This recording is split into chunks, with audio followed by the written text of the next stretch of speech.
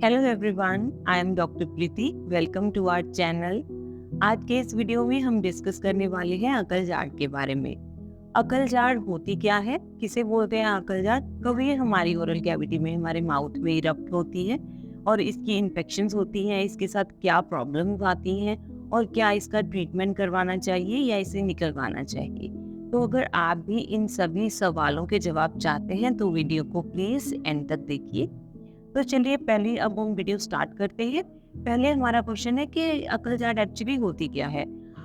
Normal language में हम इसको विजडम टूथ बोलते हैं और मेडिकल टर्म्स में थर्ड मोलर कह सकते हैं।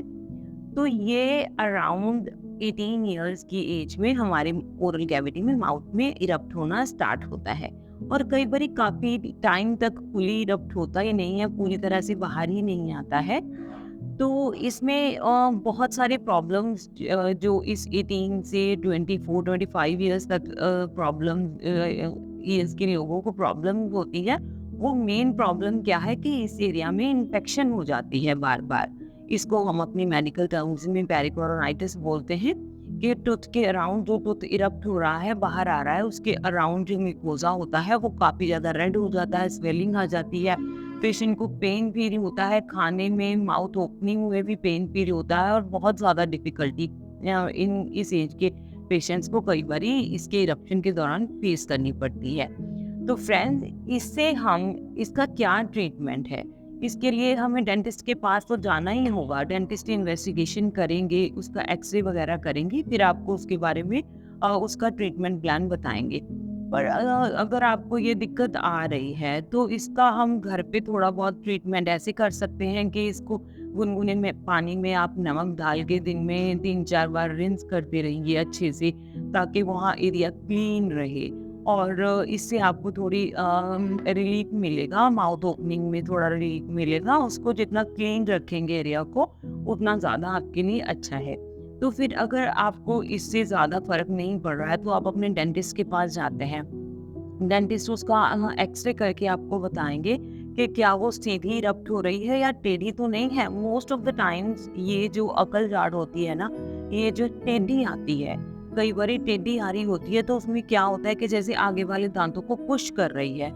जो आगे वाले दांतों को पुश करेगी तो आपको पूरे जॉ में पेन फील होता है और क्या है, बहुत बड़ी ये आगे वाले दांत को खराब भी कर सकती है।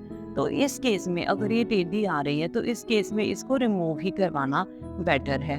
और अगर ये आपके माउथ में फुली इरप्ट हो चुकी है, और आस पास इसके जो कोई आपको इन्फेक्शन की प्रॉब्लम नहीं है, तो आप इसका, अगर खराब हो चुकी है, कोई कीड़ा वगैरह लगा हुआ है, कैविटी है, तो आप इसको आरसीटी करवा सकते हैं।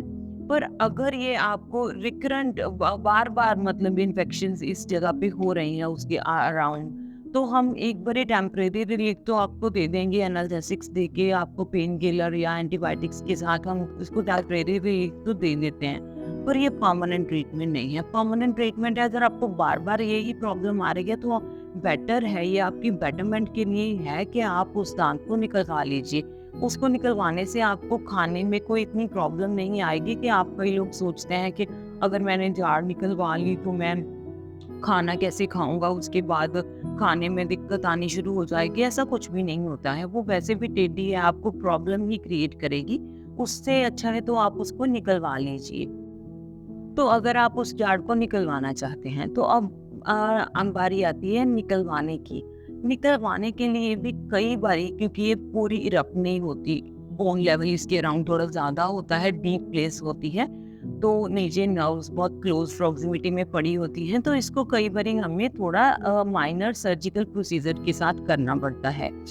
तो इस केस में अगर हम आपको इसको हम निकालते हैं और थोड़ा माइनर सर्जिकल प्रोसीजर की तरफ ये जाता है, तो आपका इससे एक्सट्रैक्शन का कॉस्ट भी इंक्रीज होएगा।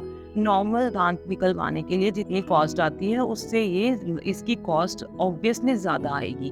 तो कई बार लोगों के मन में ये वहम हो जाता है कि पेशेंट डॉक्टर ने मुझे इतना चार्ज कर दिया एक दांत निकलवाने के लिए। पर एक्चुअली ये थोड़ा माइंड, जो सर्जिकल प्रोसीजर्स होते हैं तो उनकी कॉस्ट जो है वो नॉर्मल टूथ एक्सट्रैक्शन से बढ़ जाएगी, क्योंकि ये थर्ड मोलर की cost most of the times थोड़ी ज़्यादा ही होती है। तो इसलिए आपको मैं यही सजेस्ट करना चाहूँगी कि अगर आपको बार-बार उस दाँत में इन्फेक्शन हो रही है, जहाँ दाँत आ रहा है उस एरिया में, तो आपको निकलवाना सही है, दाँत को निकलवाना सही है। अगर वो फुली इरप्ट हो चुका है, केरियस है मतलब कैविटी बन गई है, उसके कारण पेन है और दाँत पूरी तरह वो आपके मुँह में वो इरप्ट हो चुका है, डेंटिस्ट आपको बताएँगे वो एक्स-रे वगैरह करके, तो आपको आरसीटी भी इसकी करवाई जा सकती है। तो फ्रेंड्स, आप ऐसे डेंटल टिप्स मैं आपको देती रहूँगी। ये इस तरह के डेंटल टिप्स लेने के लिए आप मेरे वीडियोस को देखते रहिए, मेरे चैनल को सब्सक्राइब करिए और बेल आइकन को प्रेस करें ताकि इसके नोटिफिकेशंस आपको मिलते रहें। और अगर आपको वीडियो अच्छी लगी तो इसे शेयर भी करें। और अगर आपके मन में कोई और क्वेश्चंस हैं तो प्लीज़ कमेंट बॉक्स में कमेंट करके मुझे बताइए ताकि मैं नेक्स्ट वीडियो आपके उसी टॉपिक को लेकर बना सकूं, आपके मन में जो क्वेरीज हैं उनको दूर करने की कोशिश कर सकूं। Thank you.